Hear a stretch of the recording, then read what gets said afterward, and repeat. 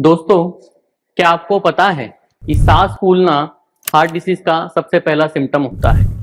अगर घर की सीढ़ियां चढ़ते हुए भी आपकी सांस फूल रही है तो आपको हार्ट डिसीज हो सकता है।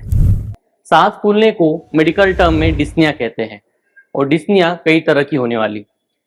आज हम इस वीडियो में मेनली डिस्कस करेंगे कि डिस्निया क्या है और कितने टाइप की हो सकती है। अगर सिर्फ चढ़ने से या वॉक करने से आपकी सांस फूल रही है, इसका मतलब है कि आपको एक्सर्शनल डिस्निया है या एक्सर्शनल ब्रेथलेसनेस है। एक्सर्शनल सिम्टम्स आपको जब भी आते हैं जब भी बीमारी अर्ली स्टेजेस में हो, जब आपकी सांस बैठे बैठे फूल रही हो, इसका मतलब है कि आपकी बीमारी बहुत लेट स्टेज में पहुंच चुकी है। और भी कुछ तरह की डिस्निया होती है, जैसे कि बैठे बैठे सांस फूलना, बेंड होने पे सांस फूलना, करवट लेने पे सांस फूलना या लेटने पे सांस फूलना। आइए जानते हैं। ब्रेथलेसनेस यानी डिस्नी का एक टाइप होता है जिसे हम बेंडोपनिया कहते हैं। झुकने से, लेस टाई करते वक्त, सॉक्स पहनते वक्त या कुछ चीज उठाते वक्त भी अगर आपकी सांस फूल रही है तो इसे बेंडोपनिया कहते हैं। घर की महिलाएं जनरली ऐसी कंप्लेंट करती है कि झाड़ू लगाते वक्त जैसे ही झुकती है या फिर बर्तन मांजने के लिए झुकना पड़ता है या कपड़े धोने के लिए जब झुकना पड़ता है तो सांस फूल जाती है। इसे बेंडोपनिया कहते हैं। बेंडोपनिया भी हार्ट फेलियर की अर्ली साइन हो सकती है। इसका मतलब है कि बेंड करने पे हार्ट का लोड बढ़ जाता है, उसकी वजह से सांस फूल रही है। ये हुई बेंडोपनिया।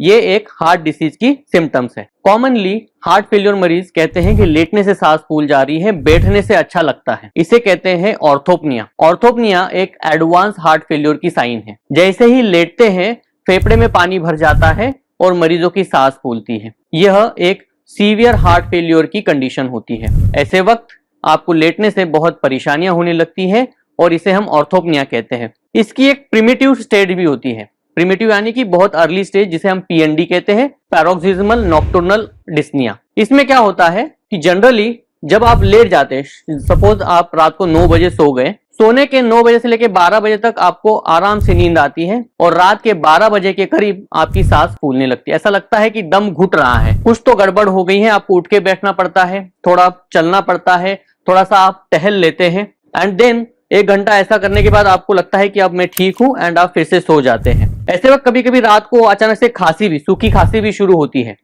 इसे पीएनडी कहते हैं और पीएनडी हार्ट फेलियर की पहली स्टेप होती है। इसीलिए अगर आपको ऐसे खांसी, सूखी खांसी जो लेटने पे आ रही हो और बैठने से जा रही हो, इसे ये पीएनडी हो सकती है और ये हार्ट फेलियर की साइन है। इसे इग्नोर नहीं करना चाहिए, ताकि अदरवाइज ये स्टेप बाय स्टेप होकर ऑर्थोपनिया में कन्वर्ट हो जाती है। आप जैसे ही लेटते हैं आपको सांस फूलने लगती है, आप लेट नहीं पाते हैं। तो first sign of heart failure is PND और इसे मिस ना करें। किसी मरीज की सिर्फ किसी पर्टिकुलर पोजीशन में ही सांस फूलती है, किसी पर्टिकुलर करवट लेने पे, किसी की लेफ्ट लैटरल में यानी कि दाई साइड करवट लेने पे या किसी की बाई साइड करवट लेने पे ही सांस फूलती है। इसे मेडिकल टर्म में ट्रेपोपनिया कहते हैं।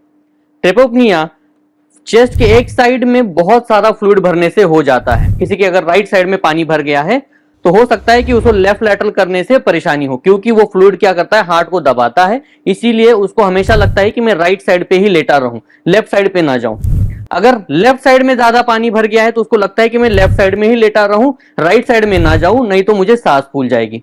तो ये हो गई ट्रेपोपनिया। और एक रेयर कंडीशन होती है जिसमें कि मरीज को बैठने से सांस फूलती है, लेटने से अच्छा लगता है। इसे कहते हैं प्लेटिपनिया। ये मरीज जब बैठ जाते हैं तो इनको लगता है कि मेरी सांस फूल जाएगी, मुझे लेटने से ही अच्छा लगेगा। तो ये ऑर्थोपनिया का उल्टा होता है। इसमें मरीज बैठने से अनकंफर्टेबल हो जाता है बट लेटने से अच्छा लगने लगता है। और ऑर्थोपनिया में पेशेंट को बैठने से अच्छा लगता है, लेटने से खराब लगता है। तो ये दोनों उल्टी कंडीशन है। प्लेटिपनिया एक रेयर कंडीशन है और ये कभी कभी हार्ट ट्यूमर वाले मरीजों में हो सकता है। ये हो गई डिफरेंट टाइप्स की डिस्निया या ब्रेथलेसनेस। इनमें से आपको कौन से टाइप का ब्रेथलेसनेस हो रहा है, इसे आप खुद जांचें और इसके बाद आपके कार्डियोलॉजिस्ट को जरूर दिखाएं। धन्यवाद।